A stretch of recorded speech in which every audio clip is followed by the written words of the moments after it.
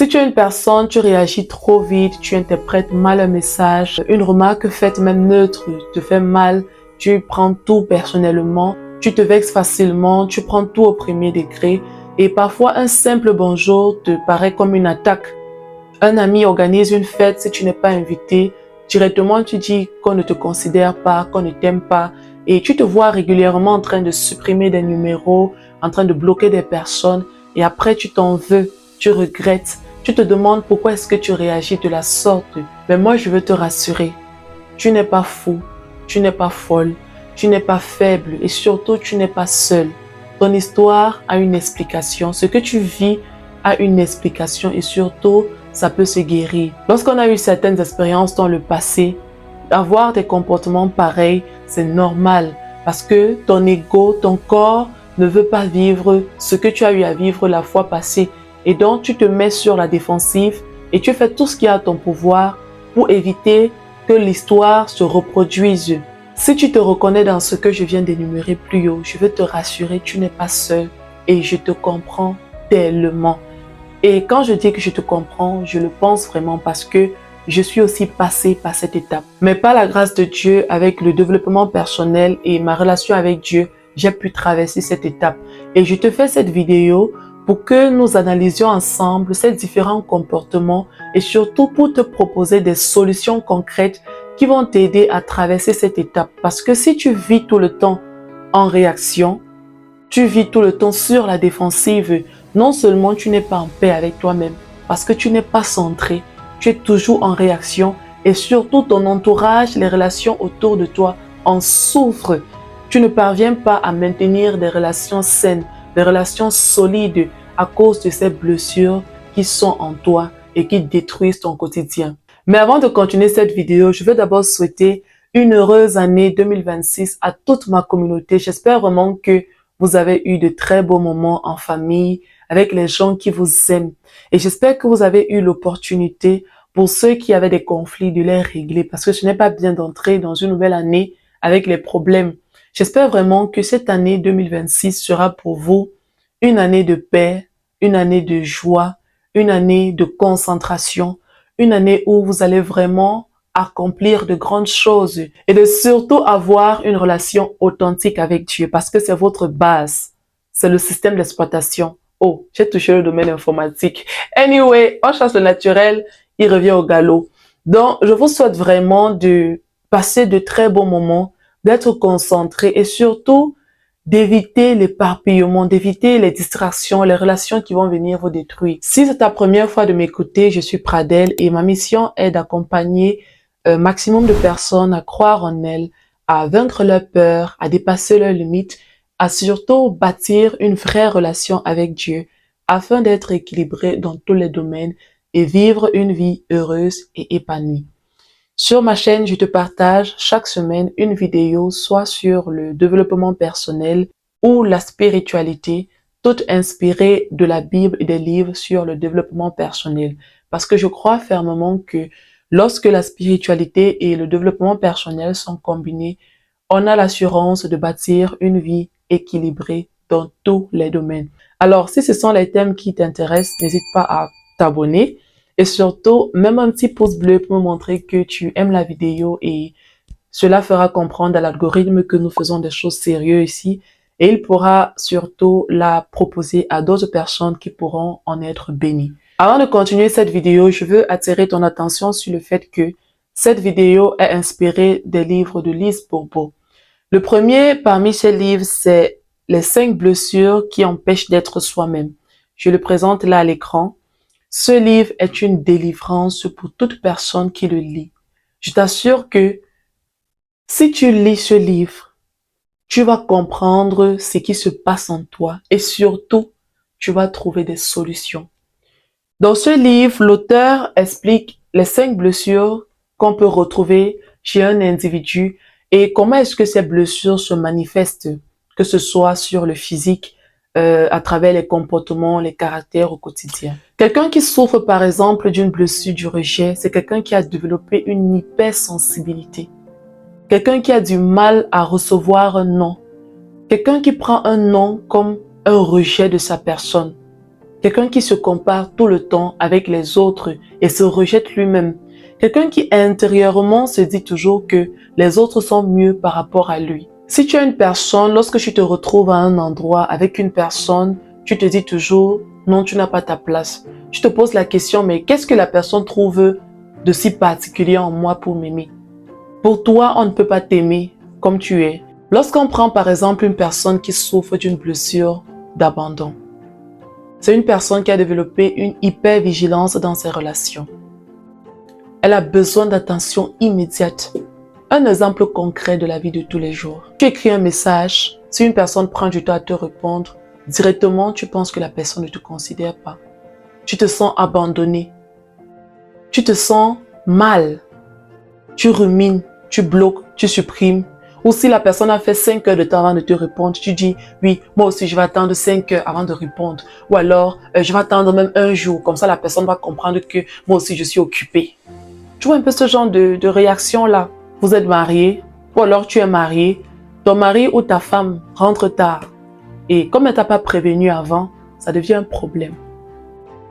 Tu te sens mal, tu te sens abandonné, tu te mets en colère. Et tu te demandes pourquoi est-ce que ton mari ou ta femme veut tant te faire souffrir en ne te prévenant pas du retard. Quelqu'un qui souffre par exemple d'une blessure de trahison, c'est quelqu'un qui développe une méfiance excessive, qui a besoin de contrôler.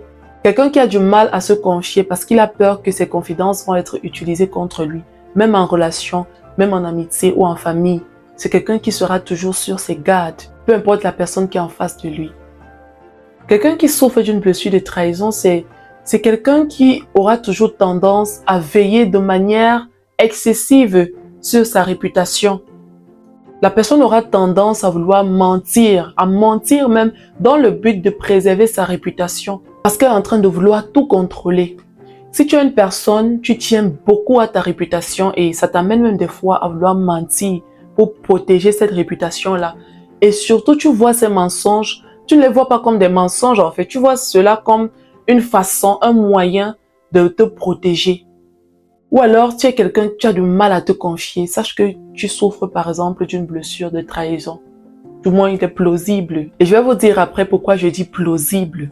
Quelqu'un qui souffre par exemple d'une blessure d'humiliation, c'est quelqu'un qui va mettre souvent certaines relations de côté ou même les éviter par peur de se sentir mal ou jugé.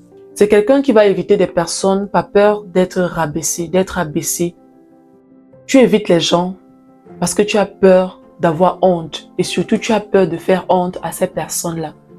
Si tu te reconnais dans ça, il est possible que tu souffres d'une blessure d'humiliation. Celui qui souffre d'une blessure d'injustice, c'est une personne qui va par exemple croire que pour avoir tout, elle doit tout mériter, même l'amour.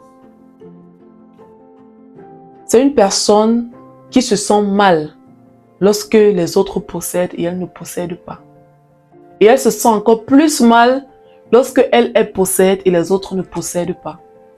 Vous voyez comment ça détruit tellement, c'est tellement toxique. C'est-à-dire que tu vis, selon toi, pour avoir quelque chose, tu dois mériter. Et c'est pourquoi tu développes un perfectionnisme aigu, un perfectionnisme extrême. Tu as du mal à te reposer, tu as du mal à respecter tes limites, du mal à écouter ton corps. Tu souffres généralement des maladies comme le burn-out, des insomnies, parce que tu as du mal à te reposer, tu as du mal à écouter tes besoins. Les exemples que je viens de citer plus haut sont les différentes blessures que l'auteur a pu identifier chez les êtres humains. Maintenant, comme je disais plus haut, je devais vous expliquer pourquoi est-ce que dans la description d'une blessure, je disais qu'il est plausible ou alors qu'il est possible que ce soit cette blessure-là. C'est tout simplement parce que l'auteur dans le livre insiste sur le fait que, dépendamment de l'individu, puisque chaque personne est unique, dépendamment de l'individu, les blessures vécues peuvent être interprétées ou ressenties différemment. Quelqu'un peut vivre le rejet et l'interpréter comme l'abandon. Une autre personne va vivre l'injustice et l'interpréter comme la trahison. C'est pourquoi il est important et crucial de lire le livre toi-même. Et l'auteur insiste sur cela, qu'il est très important de s'asseoir et de lire le livre. Cette vidéo que je fais, c'est un appel à l'éveil. pour que tu comprennes que ces différentes choses, ces différentes réactions que tu as, ce sont des choses qui peuvent guérir et surtout pour t'accompagner en te proposant ces livres-ci. Parce que je ne suis pas psychologue, je ne suis pas thérapeute, mais ce que je peux te donner, ce que je peux te dire, c'est déjà d'acheter ces livres-ci. Parce que dans son livre-ci, La guérison des 5 blessures, elle dit qu'il peut arriver un moment même lorsque tu prends déjà conscience de tes blessures, que tu n'as plus besoin de rencontrer un thérapeute ou un psychologue parce que tu as déjà pris la responsabilité de travailler sur toi en lisant ces livres et en appliquant ce qu'elle te partage ici. Donc c'est pourquoi je te conseille vivement d'acheter ces 2 livres. Les 5 blessures qui empêchent d'être soi-même, tu vas commencer par ce livre et tu vas terminer par la guérison des 5 blessures. Lorsque tu vas lire la guérison des 5 blessures, il y a des moments où elle va te demander de revenir dans le livre aussi pour comprendre certaines choses et surtout dans le but de travailler à la guérison de tes blessures. Alors en attendant que tu puisses te procurer ces différents livres, j'ai préparé quelques conseils que je pourrais partager avec toi et qui pourraient déjà t'aider à commencer le travail sur toi afin d'améliorer ta vie et tes différentes relations au quotidien. La première chose que je t'invite à faire, c'est de reconnaître tes réactions. Alors, lorsqu'une situation se présente et que tu as réagi d'une certaine façon, pose-toi la question, pourquoi est-ce que tu as réagi de la sorte? Et surtout, essaye de comprendre quelle est la peur qui se cachait derrière cette réaction. Qu'est-ce que tu as surtout voulu éviter en réagissant de la sorte? Et ce qui m'a beaucoup aidé, c'est aussi d'avoir un notebook. Comme je le disais tantôt, j'ai ce notebook qui m'a beaucoup aidé. Ça, ce n'est qu'un exemple parce que j'en ai eu peut-être 4 ou 5, peut-être plus même. Et dans ce notebook, tu vas noter à la fin de la journée, chaque fois, les événements qui se sont produits. Si tu t'es disputé avec quelqu'un, essaie d'écrire dans le carnet la dispute, raconte l'événement et écris comment est-ce que tu t'es senti. Pourquoi est-ce que tu as réagi de la sorte, ce que la personne t'a dit, ce que ça a provoqué en toi et pourquoi est-ce que tu as réagi d'une certaine manière. Et en le faisant, tu pourras ainsi reconnaître facilement les différentes blessures qui sont en train de parler en toi. Une fois que tu prends cette routine de reconnaître tes réactions, je t'invite à faire, ça c'est le deuxième conseil, pour les prochains jours, pour les prochains événements, c'est-à-dire au quotidien, de clarifier avant de réagir.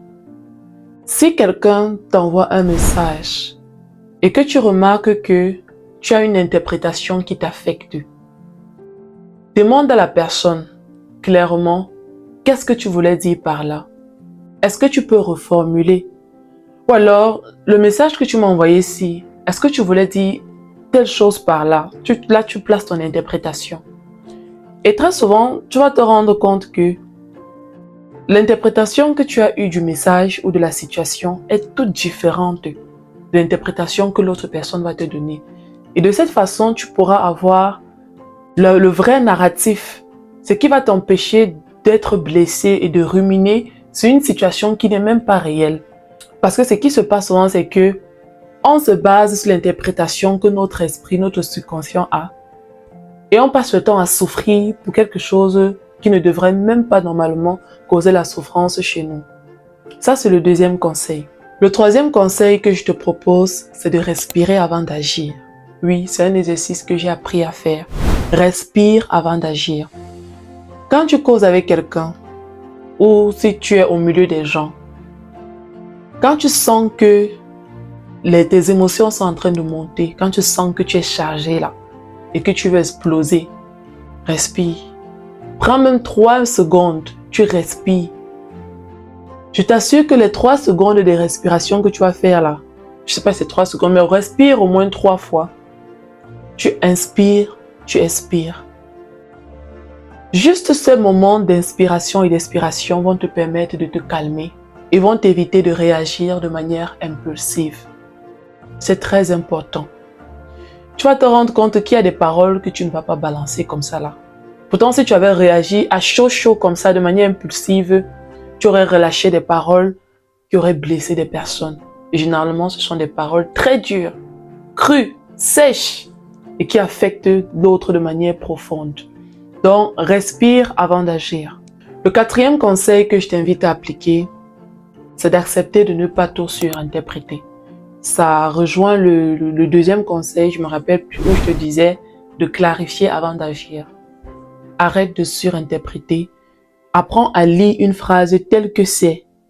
Apprends à prendre l'information dans une phrase et à ne pas tout prendre personnellement. Si quelqu'un te dit, par exemple, le riz est trop salé, tu as préparé le riz, c'est trop salé. C'est le riz qui est salé, ce n'est pas toi qui ne sais pas cuisiner. Je ne sais pas si tu captes un peu ce que je suis en train de dire. Ou une amie te dit, elle a un rendez-vous avec d'autres amis. Ça ne veut pas dire qu'elle ne t'aime pas. Elle a aussi une autre vie en dehors de toi. Elle a des personnes aussi qui l'aiment. Donc, apprends, accepte de ne pas tout surinterpréter. Prends juste l'information. L'information, tu ne mets pas les émotions. Ça va beaucoup t'aider. Et enfin, le dernier conseil que je veux partager avec toi, c'est de te reconstruire émotionnellement. Cela passe par lire les livres que je t'ai proposés. Les 2 livres-là.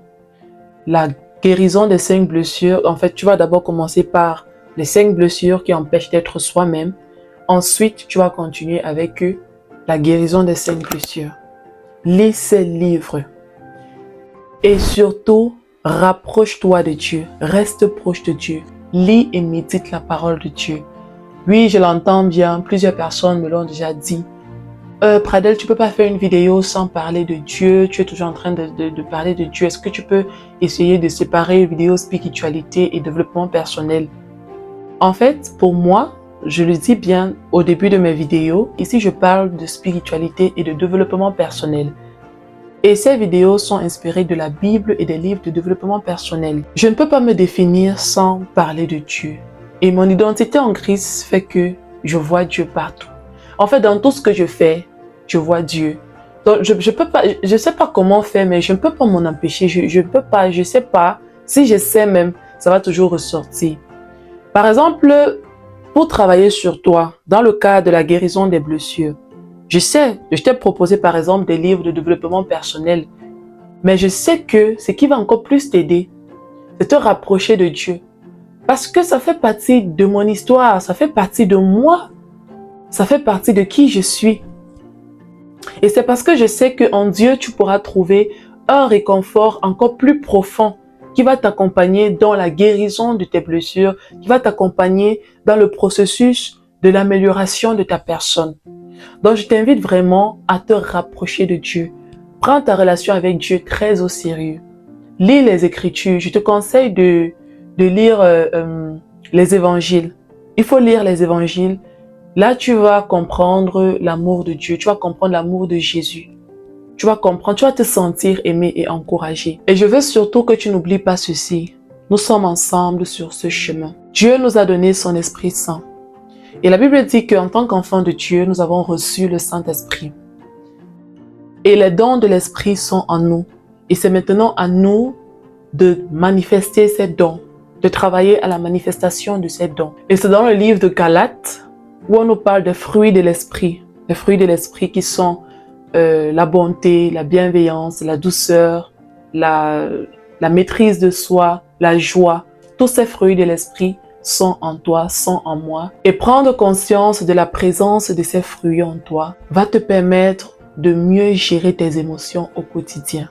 Tous ces fruits de l'Esprit, tu peux les manifester, mais prends la décision au quotidien de travailler à manifester ne serait-ce qu'un seul ou 2 de ces fruits et tu verras ta vie nettement s'améliorer.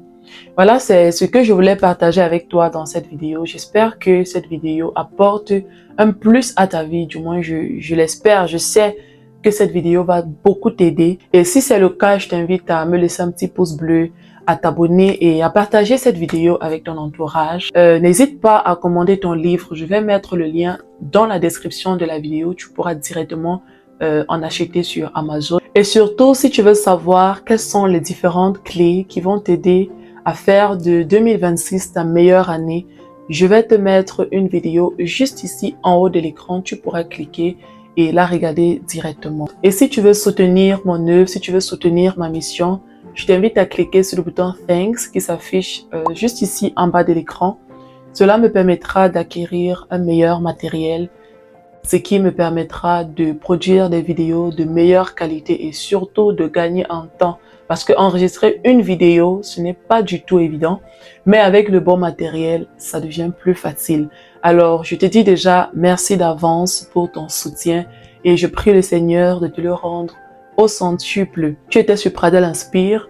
On rend gloire à Dieu de m'avoir inspiré ce message et on se dit à très vite pour une nouvelle vidéo. Bye bye!